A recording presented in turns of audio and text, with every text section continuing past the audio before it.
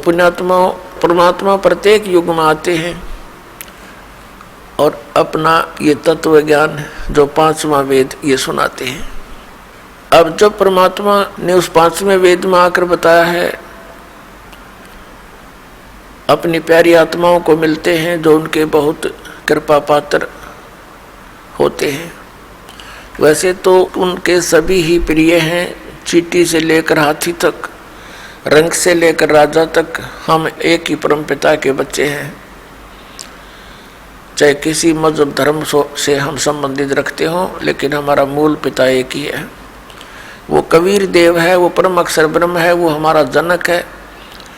यहाँ तो हम काल के अधीन होकर के इसके संकेत से अब हम नाच रहे हैं। उस परमेश्वर के सभी वैसे तो बच्चे हैं, लेकिन पिता अपने उस बच्चे को ही घर का कारोबार संभलवाता है जो संभालने योग्य होता है।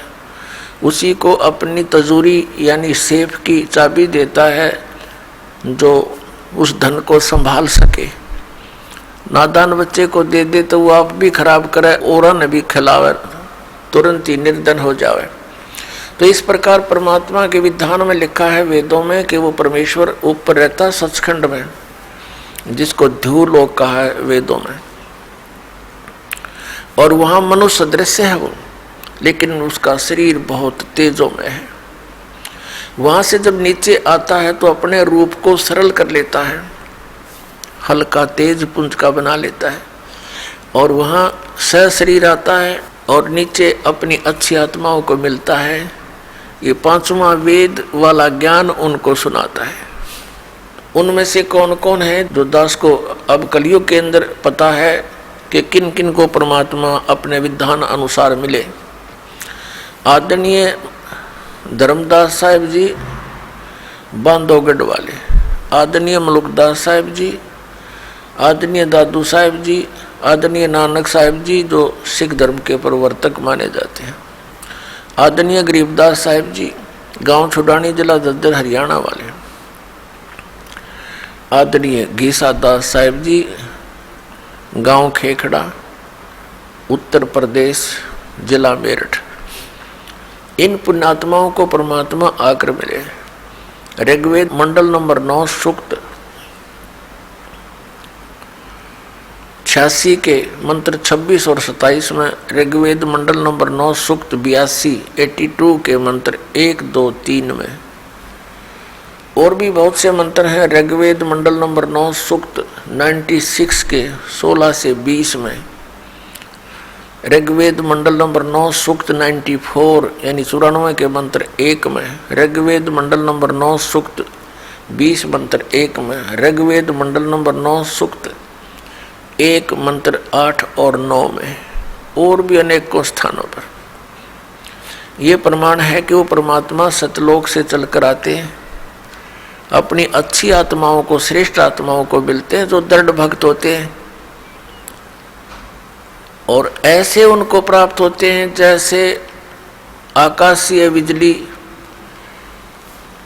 आकाशीय विद्युत अपने स्नेह वाले धातु को ही आधार बनाकर उसके ऊपर गिरती है।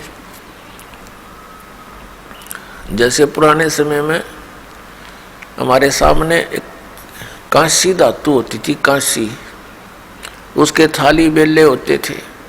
वर्षा के दिनों में यदि वो बाहर रह जाते थे, हमारी दादी जी कहती थी हमारी माताओं को कि इन कांसी के बर्तनों को अंदर रखो, इन पर बिजली गिरती है अमूमन। तो कहने का भाव ये है कि ऐसे वो परमात्मा उन विशेष पुण्य आत्माओं पर अट्रैक्ट होता है,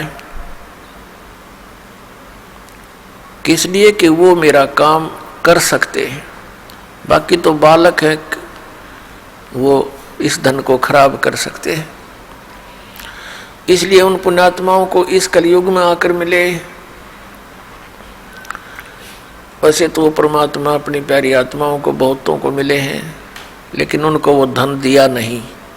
मिले अवश्य हैं कि उनकी दृढ़ता ना पाने से उनको वो धन दिया नहीं जो इन पुण्यात्माओं को दिया।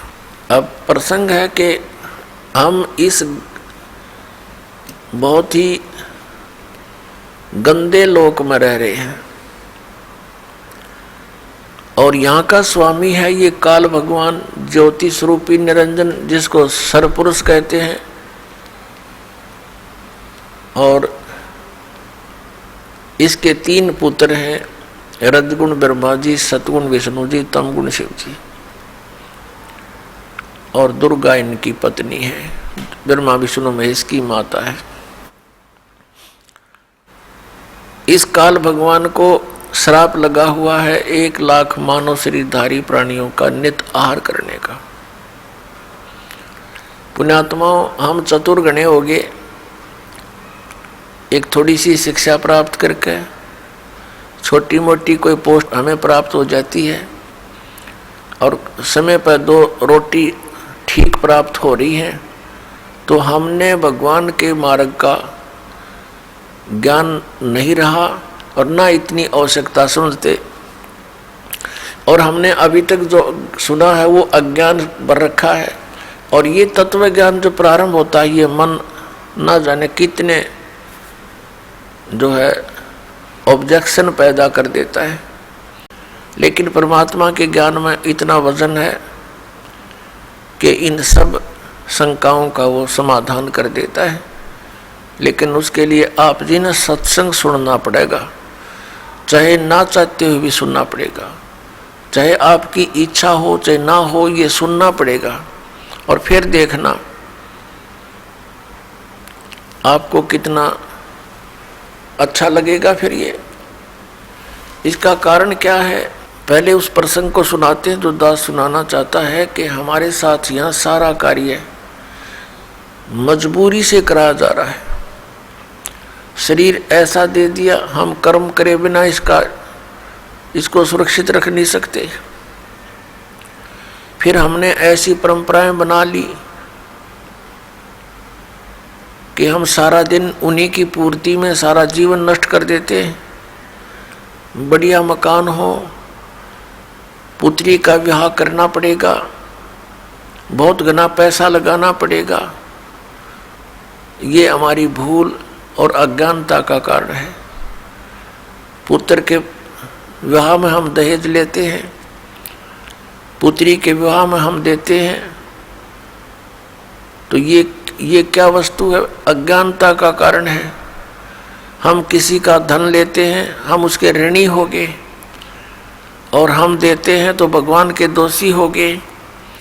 तो इसलिए हमने न तो दहेज अब लेना है और ना ही देना है। ये कोई प्रतिबंध नहीं होता।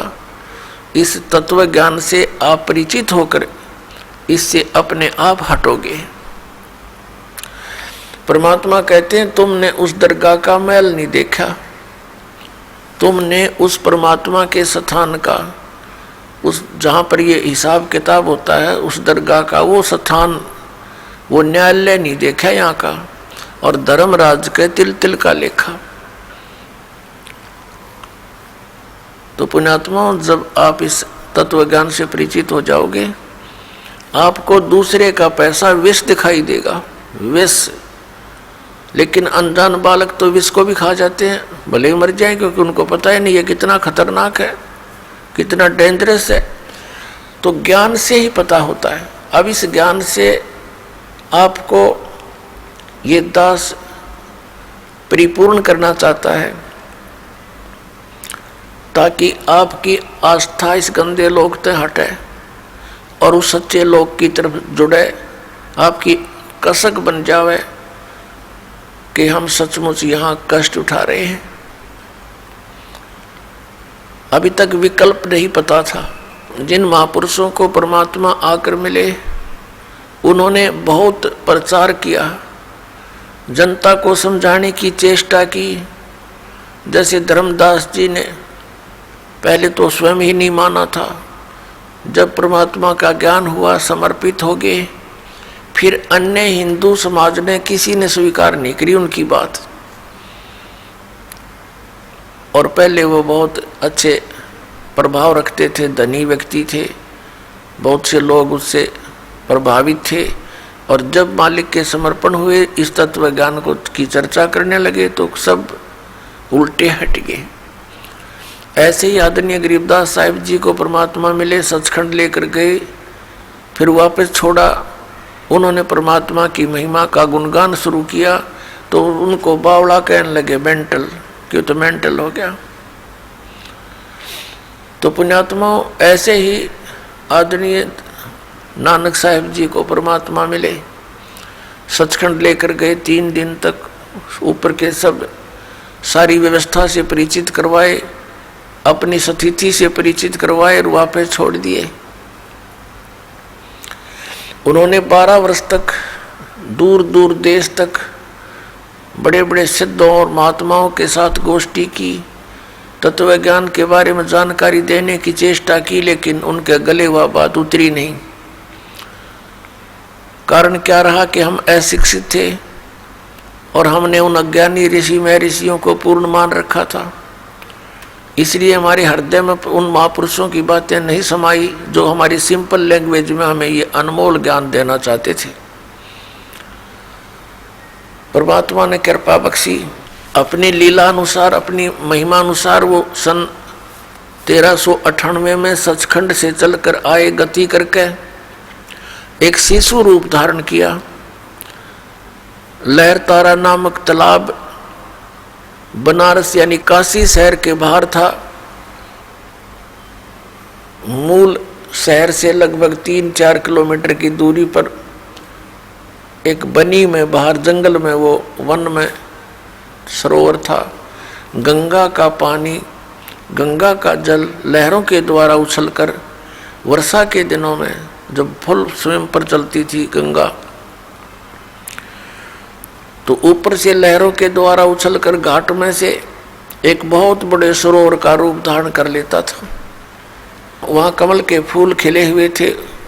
कमल के फूल पर आकर वो परमात्मा एक बालक रूप धारण करके विराजमान हुए। वहाँ से एक नीरू नामक जुलाहा उठा कर ले गया। वो अपनी पत्नी सहित स्नान करने के लिए वहाँ जाया करता था। तो उस समय परमात्मा लीला थोड़ी ही आयु में, 5 वर्ष की आयु में ही ये तत्व ज्ञान प्रचार करने लगे थे और बड़े बड़े विद्वानों के छक्के छुड़ा दिए थे। लेकिन पवित्र हिंदू धर्म के गुरुजन, इन ब्राह्मणों ने परमात्मा के ज्ञान को स्वीकार तो करना दूर रहा, उनका दुष्प्रचार शुरू कर दिया कि ये झूठा है, कपटी है, हमारे हिंदू धर्म के देवताओं के विषय में ये गलत टिप्पणियां करता है, ये निकम्मा है, इसकी शक्ल भी नहीं देखनी चाहिए। परमात्मा के विरोधी बना दिया। अपनात्मा उस समय परमात्मा ने अपने तत्व ज्ञान का प्रचार किया। आदरणीय धर्मदास साहिब जी को वो मिले, उनको अपना ज्ञान समझाया और उन्होंने फिर परमात्मा के द्वारा दिए गए ज्ञान को लिपिबद्ध कर दिया, जो पवित्र कबीर सागर और पवित्र कबीर साहिब की वाणियाँ, कबीर साहिब के शब्द और कबीर बीजक नाम से ये ग्रंथ हमारे पास उपलब्ध है। प्रसंग है कि हम यहाँ ऐसे लोक में रह रहे हैं जो रहने योग्य नहीं है। और हम रह क्यों रहे हैं? क्योंकि हमारा नशा घना कर दिया इसने, और अज्ञान इतना भर दिया, हमारी बुद्धि को इतना सीमित कर दिया कि यही आपका काम है, संतानों उत्पत्ति, परवरिश, इनका विवाह, फिर मृत्यु, फाइनल काम तेरा। अब परमात्मा ने आके बताया तेरा काम तो तूने स्टार्ट भी ना किया, जो करना चाहिए था आपको, उसकी तो शुरुआत भी नहीं हुई। और यदि किसी ने शुरुआत भी की है तो शास्त्र विधि को त्याग कर वो मनमाना आचरण है, वो व्यर्थ है। पुण्यात्मा, इस मनुष्य जीवन का एक का काम है, ओनली एक, इसका जो असली काम है केवल एक है, परमात्मा की भक्ति करें और शुभ कर्म करें जितने बन जा। ये शुभ कर्म हमारे अंतःकरण की सफाई के लिए होते हैं और पापों से बचाने के लिए होते हैं। इस सारे प्रोसेस को अपना कर हम सतलोक जाएंगे। कौन कौन से हैं? सत्संग श्रवण करना, परम संत की खोज करके उस परम संत से उपदेश ग्रहण करना। नकली गुरुओं से कोई लाभ नहीं होगा। पांचों यज्ञ, ये पांचों यज्ञ जो हैं ये शुभ कर्मों में आते हैं और उस सतनाम का स्मरण और सार नाम की प्राप्ति ये मनुष्य जीवन का कर्तव्य है। अपने आत्माओं, सतनाम का सुमरण और सार नाम की प्राप्ति, सार नाम की प्राप्ति के योग्य आपने बनना पड़ेगा। सतनाम जिसको मिलता है वो बहुत ही पुण्यकर्मी प्राणी है, क्योंकि इस सतनाम की अभी तक किसी को हवा भी नहीं लगी थी। उन महापुरुषों ने इसको इतना सुरक्षित रखा था। किन किन ने, जिनको भगवान मिले, जिनको परमात्मा स्वयं आकर मिले और इस धन को उनको देकर गए थे और कहा था अभी इसको डिस्क्लोज ना करना, ना तो बात बिगड़ जाएगी। अभी इसको डिस्क्लोज ना करना, अपने तुम स्मरण करना और अपनी अमृतवाणी में इसका प्रमाण छोड़ जाना। आने वाले समय में ये हमारे काम आवेगा। तो उन महापुरुषों ने जिनको भगवान मिले उन्होंने अपनी अमृतवाणी के अंदर ये एफिडेविट दे दिया कि कबीर इज गॉड, कबीर परमात्मा है, वो काशी वाला धानक वो परमात्मा है। जैसे आदरणीय गरीबदास साहिब जी ने कहा, हम सुल्तानी नानक तारे दादू को उपदेश दिया, जात जुलाहा भेद न पाया, ये काशी माहे कबीर हुआ। आदरणीय गरीबदास साहिब जी ने कहा कि हम सभी को पार किया, किस किस को? हम सुल्तानी नानक तारे, इब्राहिम सुल्तान अधम बलक शहर के राजा और नानक साहिब जी और दादू साहिब जी, हम गरीबदास जी कह रहे हम सुल्तानी नानक तारे दादू को उपदेश दिया और जात जुलाहा भेद न पाया, वो काशी माहे कबीर हुआ। गुरु ग्रंथ साहिब के अंदर मैला पहला की वाणी आदरणीय नानक साहिब जी की है। उन्होंने 24 नंबर पृष्ठ पर उनकी वाणी पहला मैला की अंकित है। उसमें लिख कहा है कि फाई सूरत मलुकी वेश, ए ठगवाड़ा ठगी देश, खरा सियाना बहुता बार ये धानक रूप रहा करता है। जब परमात्मा आदरणीय नानक साहिब जी को बेई नदी के ऊपर एक जिंदा महात्मा के रूप में मिले थे, उनको अदृश्य कर दिया था, अंतर ध्यान कर दिया था। बेई नदी के ऊपर स्नान करने के लिए प्रवेश कर रहे थे नानक जी, साथ में परमेश्वर भी उसके साथ एक जिंदा महात्मा साधु के रूप में प्रवेश कर रहे थे। कुछ ही देर में क्या देखा कि वो छलांग लगा के जैसे दोनों ही, और फिर दोबारा बाहर नहीं आए। तो नानक साहिब जी को मृत जान लिया गया। बड़ी खोज की गई, जाल डाल डाल कर दरिया को खोजा गया, लेकिन वो तो बहुत दूर जा चुके थे। उनके शरीर को, स्थूल शरीर को परमात्मा ने कहीं छुपा दिया। आत्मा को लेकर सचखंड गए, वहाँ जाकर देखा कि ये पूर्ण परमात्मा अकाल मूर्त, ये एक तेजो जैसे सतलोक है, ये स्वयं भी प्रकाशित है, पूरा तेजों में है, और उस परमात्मा का शरीर भी तेजों में है। एक रोमकूप में करोड़ सूर्य मिला दे करोड़ चंद्रमा, इतनी रोशनी है उस परमात्मा की। एक रूप में परमात्मा अपने सिंहासन पर विराजमान थे और दूसरे रूप में नीचे से जिंदा बाबा के रूप में ऊपर जा रहे थे नानक साहिब जी को साथ लेकर। तब नानक साहिब जी ने देखा था कि ये है भगवान, ये है रब जेड़ा तख्त पे बैठा है, और ये नीचे से बाबा जिंदा जो आया है, कबीर जिंदा, ये कोई यहाँ का नौकर ना करोगा। क्योंकि कबीर साहब जिंदा वाले महात्मा वाले रूप से अपने ही दूसरे रूप पर चंवर कर रहे थे, जैसे सेवक किया करते हैं।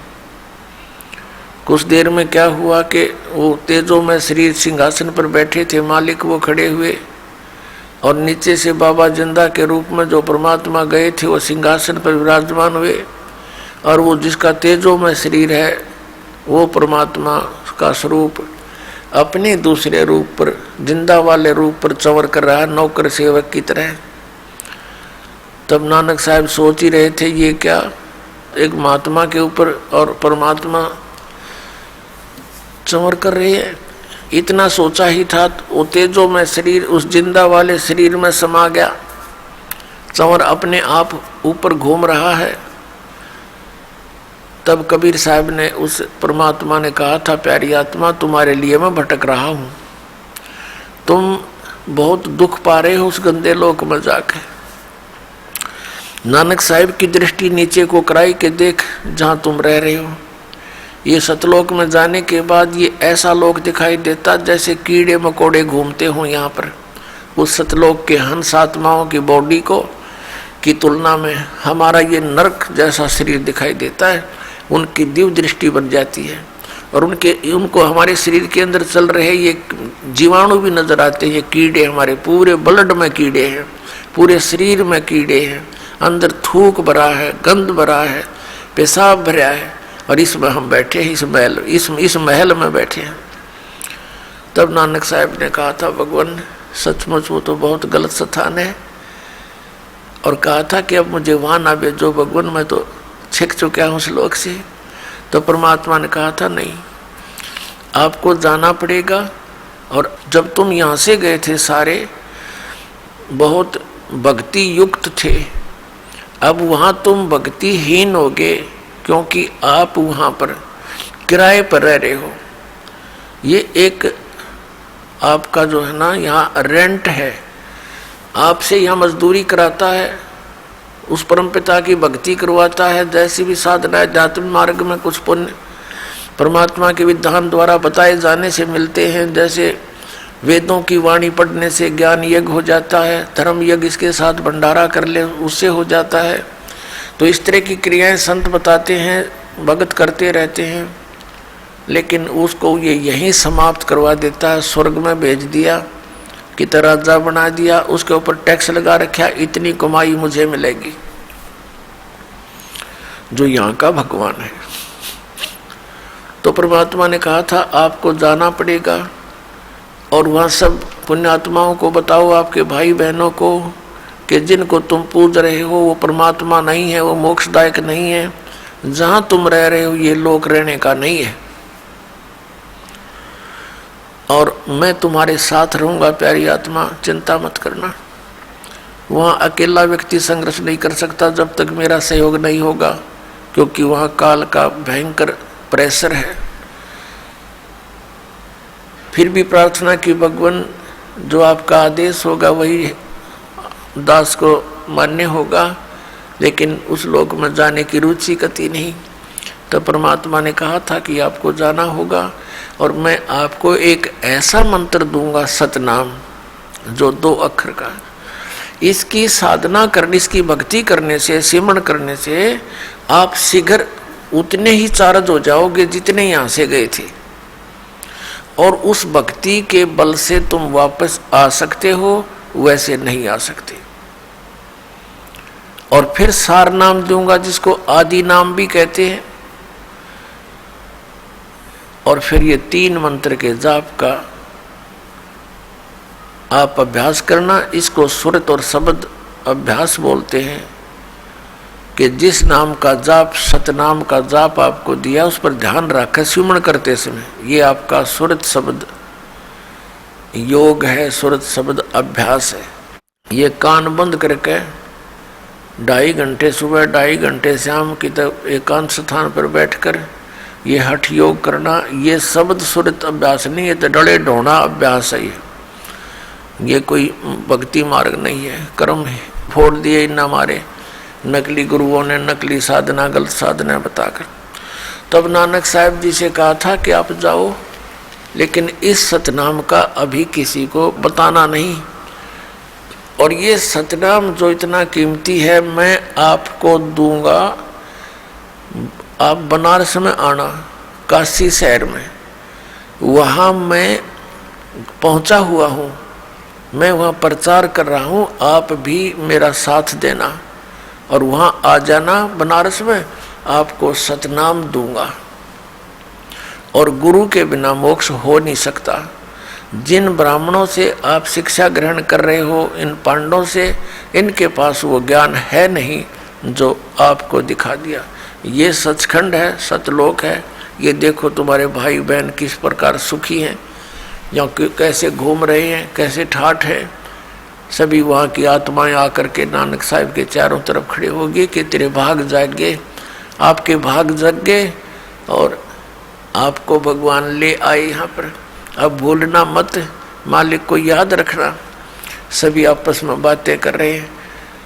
तब क्या हुआ, तीसरे दिन यानी परमात्मा ने सारी सतिथि से उनको परिचित कराया। ब्रह्मा विष्णु महेश के लोक दिखाए, काल का लोक दिखाया, वहाँ के धर्मराज का स्थान दिखाया जहाँ वहाँ न्याय करता है ये बैठकर, और फिर नीचे छोड़ दिया।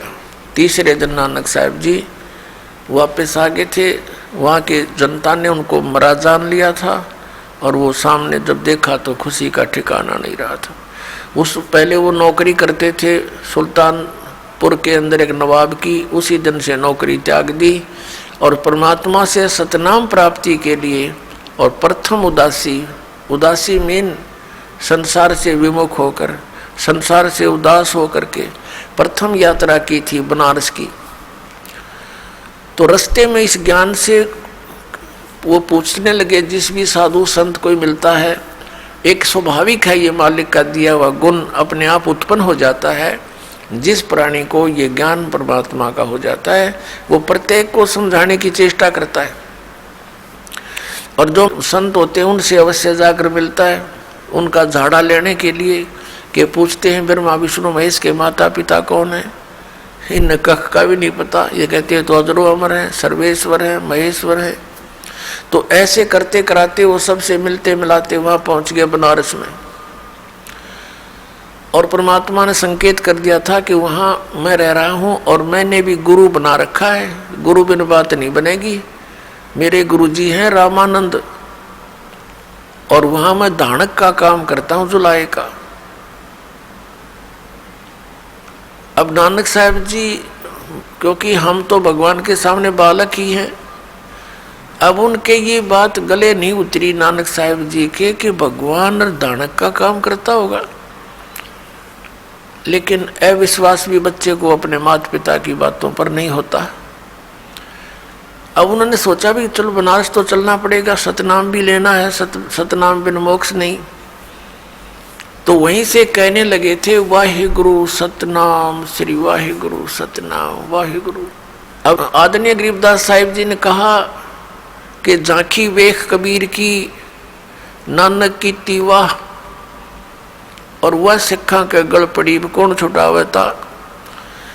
अब जैसे नानक साहिब जी ने कहा था वाहिगुरु वाहिगुरु वाह गुरु, जैसे एक धन्यवाद कराया करते हैं ना किसी की सराहना करते हुए, ये वाह शब्द ऐसा समझो।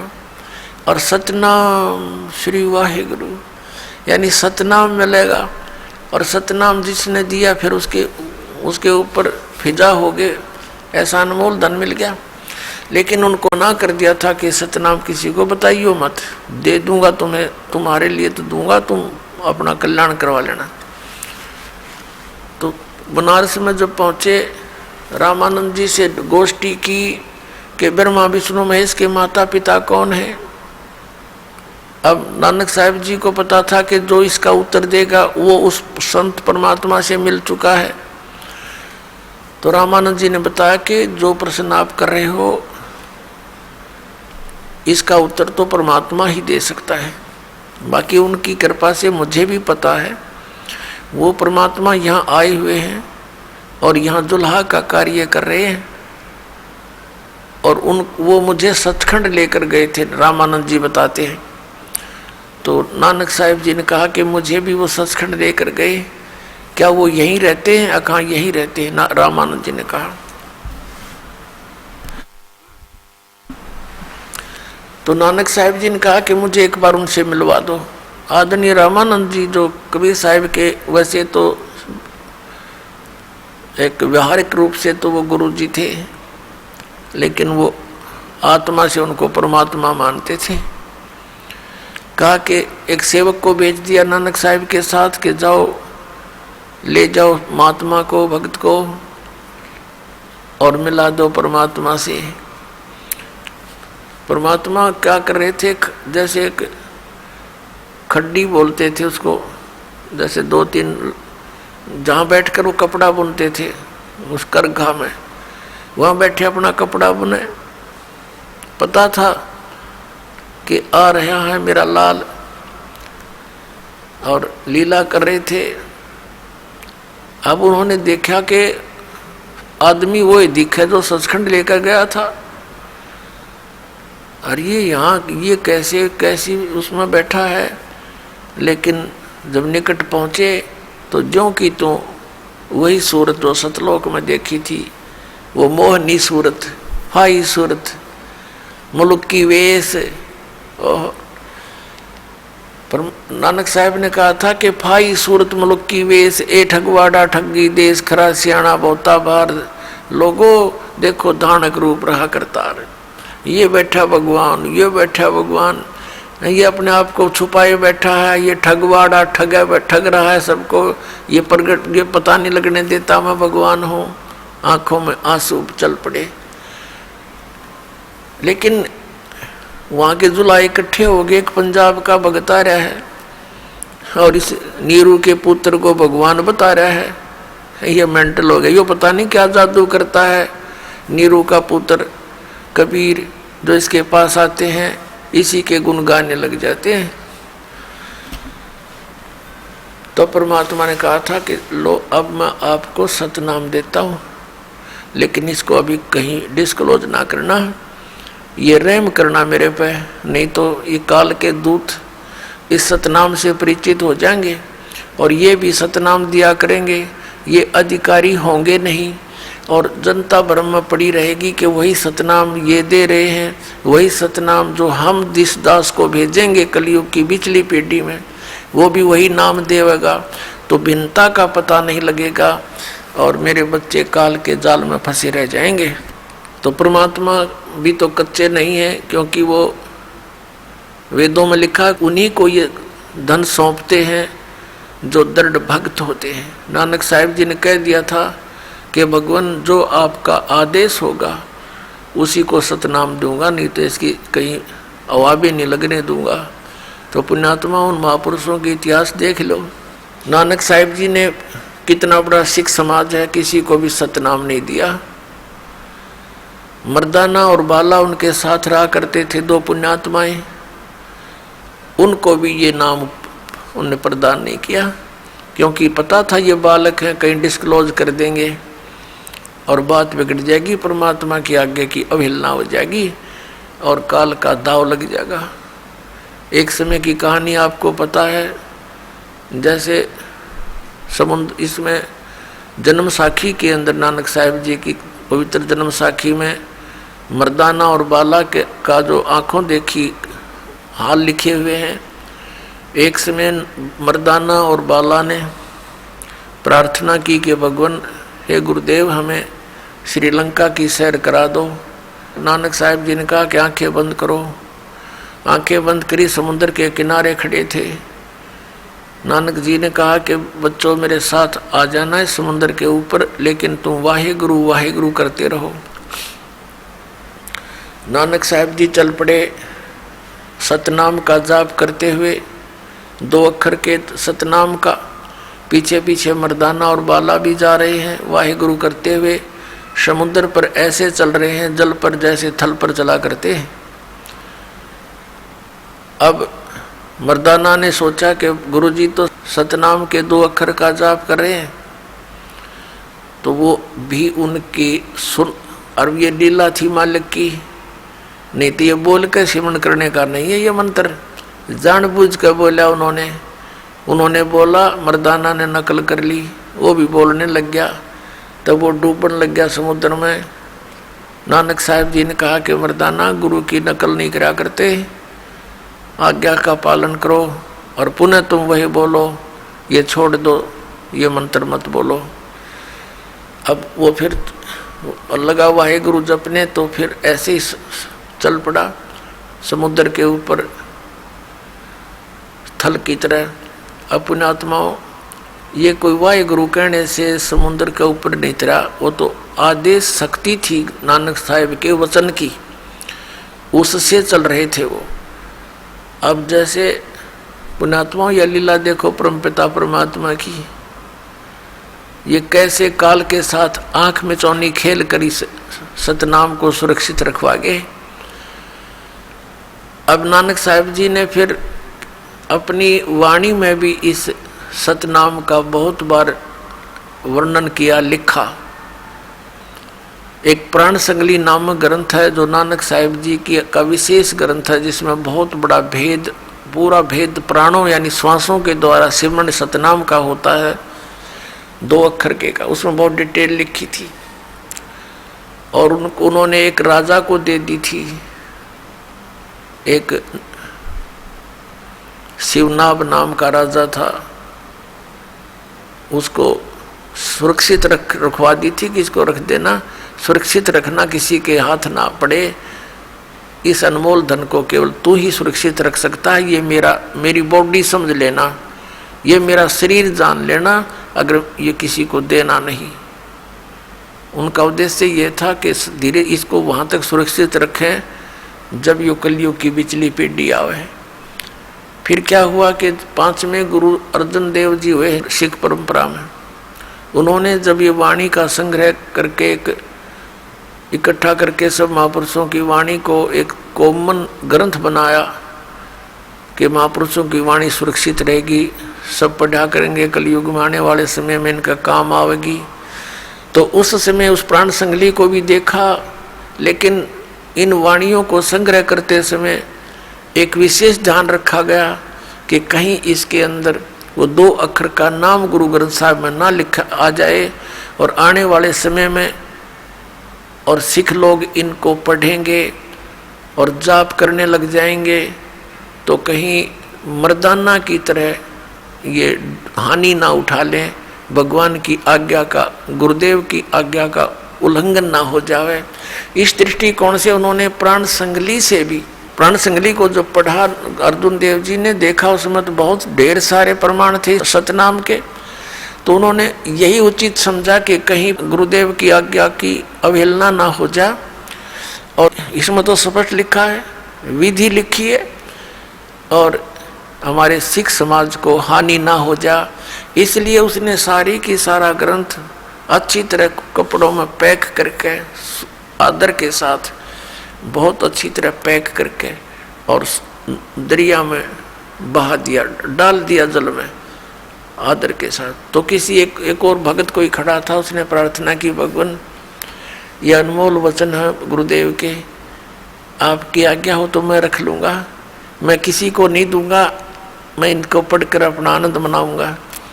तो उन्होंने उसकी प्रार्थना पर, मालिक की दया होती है, नहीं तो बिल्कुल नहीं निकालने देते, कहा भी चल ले जा, तो इसको सुरक्षित रखना, किसी का और को ना बताना। अब वो फिर जैसे तैसे थी वो, उनमें 160 अध्याय बताए, कहीं पर 113 भी लिखे। तो केवल 80 अध्यायों को लेकर के प्राण संगली हमारे पास उपलब्ध है। फिर भी 30, 40, 50 अध्याय शेष थे, वो नहीं प्रकाश में आए। कारण क्या था कि उनमें इस सतनाम के 2 अक्षर का विशेष भेद है। तो यहाँ कहने का दास का ये है कि नानक साहिब जी ने वो किस लिए कहा था, क्यों छुपा के रखा, इसलिए मना किया था कि आने वाले समय में कोई इस नाम का जाप ना कर ले, और जाप करेगा तो फिर अन्य को भी पता लगेगा।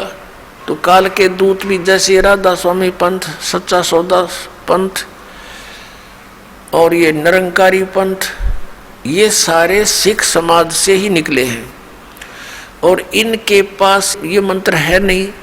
और अगर ये सार्वजनिक होता और उसमें ये सब झटका मालिक नहीं देकर जाते मर्दाना को, तो ये सब इसको कति सरेआम नाम जाप करते। अब इन नकली संतों को ये पता नहीं चला कि ये मंत्र भी होगा जाप का, और स्वयं ये नहीं पता उनकी आंखें कहाँ चली गई थी ज्ञान वाली।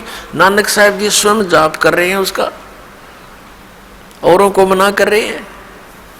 क्यों? इसलिए कि भगवान का आदेश नहीं था। अब कारण क्या था कि जैसे अब ये भी नहीं कह सकते अभी नानक साहब जी ने हमारे साथ ये क्या किया, हमें ये नाम क्यों नहीं दिया।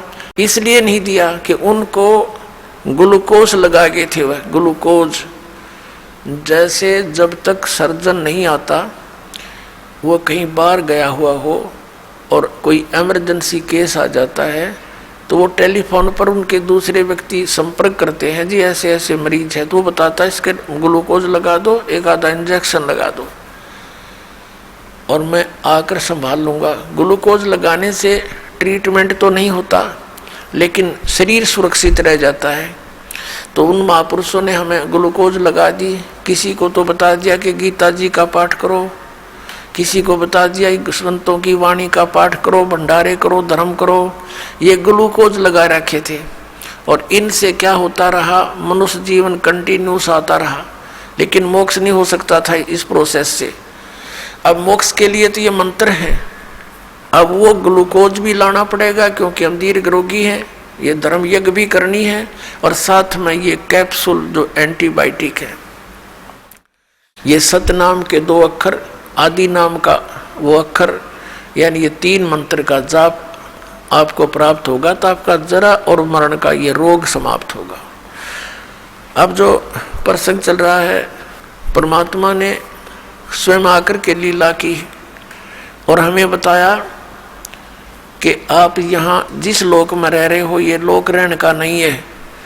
तो आदरणीय गरीबदास साहिब जी ने कहा था, हम सुल्तानी नानक तारे दादू को उपदेश दिया और जात जुलाहा भेद नहीं पाया। वो कहाँ सीमा है कबीर हुआ, जाखी वे कबीर की नानक की तीवा, वह सिखा के गलपड़ी कौन छुटावे था। कि सतलोक का नजारा देखा सत कबीर का, परमेश्वर का, सतपुरुष का सतलोक में, तो उसको देख कर जैसे नो कहते ना, वाह भाई वाह, ओ हो वाह वाह वाह तेरे की कितना अच्छा है। अब कहते हैं वह सिखा के गल पड़ी कौन छुटावे था। एक भक्त है हमारा, वहाँ रेलवे रोड पर उसकी दुकान थी छोटी सी, ये दास वहाँ बैठा था। ये सन 1994-95 की बात है। तो वहाँ एक खैतीलाल अरोड़ा वृद्ध सा व्यक्ति आ गया, भगत ने बैठा लिया कि आजा बैठ जाओ अरोड़ा जी। उसने फिर हमारा परिचय दिया कि हमारे गुरुजी हैं, उसका भी परिचय दिया कि ये गुरुद्वारे के अंदर बहुत सेवा करी है इन्होंने। तो फिर मैंने कहा कि आप जी कौन सा नाम जाप करते हो। उस खैतीलाल अरोड़ा ने बताया कि मैंने 40 वर्ष तक गुरुद्वारे की सेवा की है और हम वाहिगुरु जाप करते हैं, वाहिगुरु। मैंने उनको दिखाया कि नानक साहब जी तो ये दूसरा नाम जाप करते थे, ये करने का बताया है। उन्होंने कहा नहीं, ये तो साढ़े गुरुवान करना सी, असी तो वाहिगुरु करना है। मैंने उनसे कहा, भले आदमी गुरुजी के पेट में दर्द हो जावे, जिन टैबलेट से जिस औषधि से उनको आराम होया, तो आप चेले ने भी वाई खानी पड़ेगी उस रोग में। तुम्हारा ये धोखा लग रहा है। ये इतना मुझे उस समय मालूम नहीं था कि ये कहानी ऐसे बनी हुई थी कि मर्दाना जी को उन्होंने इसलिए झटका दे दिया था कि आगे कोई इसने जाप ना कर ले। तो वो क्या कहता है, ये तो साढ़े गुरुआ ने करना सी, असी नहीं करना सी। तो अब पता चला जब ये जन्म साखी दास को ला कर दिया एक सिख बच्चे ने, और उसने बताया जी आप जो कह रहे हो सब सत्य है। नानक साहब जी ये 2 अक्षर का ये सतनाम जाप करते थे, ये देखो। अब पुण्यात्मा दास ने आपको इतना पारखू बना दिया कि अपने अपने धर्म ग्रंथों को आप स्वयं ही पहचान लोगे। जैसे एक समय 2 सेठ थे, 2 भाई थे वो, और छोटे भाई के 2 पुत्र थे। वो छोटे भाई की मृत्यु होगी। अब उनके सामने बच्चे थे, वो 16 वर्ष के। सामने समस्या आगे के बिजनेस कैसे करेंगे बालक। उनकी माँ ने कहा कि बेटा तुम अपने ताऊ जी के साथ बिजनेस कर लो, उसका हिस्सा कर लो, पार्टनरशिप कर लो। पैसे तो मेरे पास है नहीं बेटा, ये तेरे पिताजी के समय के कुछ लाल रखे हैं, इन लालों को अपने ताऊ जी को दे दो और ये कहीं इनको रख लेंगे, गिरवी रख करके उधार ले लेंगे पैसा। वो बच्चे अपने ताऊ जी के पास गए और कहा ताऊ जी हम आपके साथ बिजनेस करना चाहते हैं। उसने कहा ठीक है बेटा आप मेरे साथ कर लो। फिर उन बच्चों ने कहा कि मेरी माता कह रही है कि मेरे पास पैसे तो है नहीं, मेरे पिता के समय के कुछ लाल हैं, उनको आप रख लो। यूँ कहकर वो लाल सामने रख दिए ताऊ जी के। तो उस सेठ ने देखा, कहा बेटा ठीक है इनको बांध लो अच्छी तरह, तेरी मम्मी को दे आओ और कहना उसको सुरक्षित रखे, फिर समय आएगा तब ले लेंगे, आवश्यकता पड़ी, अभी तो मेरा उधार चलता है, चलो मेरे साथ तुम्हारा हिस्सा कर लेता हूँ। बच्चों ने सोचा ठीक है भाई लाल हमारे पास है, पैसे की कमी है ही नहीं। अब उन दोनों पुत्रों को, दोनों बच्चों को, भाई वालों को लेकर अपने उस शहर में गया जहाँ से वो सामान लाता था। एक 50,000 का सामान खरीद लिया, लाला जी से सौदा कर लिया और उसको बोल दिया कि मैं बच्चों के हाथ अभी आपके पास लाल भेजता हूँ, उनको गिरवी रख लेना। वो सेठ अपने लाल लिए हुआ था अलग से और वहाँ धर्मशाला में रुके हुए थे उसी शहर में। दोनों बच्चों से कहा बेटा जाओ उस सेठ को ये लाल दे आओ जिससे हमने 50,000 के सौदे की बात की है। अच्छा ताऊ जी। वो दोनों बच्चे वो लाल लेकर सेठ के पास गए और कहा सेठ जी लो ये लाल रख लो, हम ये आपके 50,000 रुपये दे जाएंगे, अपना लाल वापस ले जाएंगे। सेठ ने एक जौहरी बुलाया पारखू, उससे कहा कि भी देखना ये लाल असली है या नकली। अब उस जौहरी ने बताया कि ये तो लालड़ी है, लाल नहीं है। लाल तो होता है 9 लाख रुपए का उस समय, और लालड़ी को नहीं 200 रुपये की भी, यानी डुप्लीकेट लाल समझो। सेठ ने फेंक कर मारी गली में और कहा कि तेरे ताऊ जी अभी इतने धोखेबाज हो गए, हमारे साथ धोखा करने आए थे, मैं कभी मना किया उसको, उधार भी वैसे भी ले जाता था, लालड़ी ये मुझे धोखा देने की क्या जरूरत थी, क्या बेईमान आ गया तेरे ताऊ में, ऐसा आदमी तो नहीं दिखा था।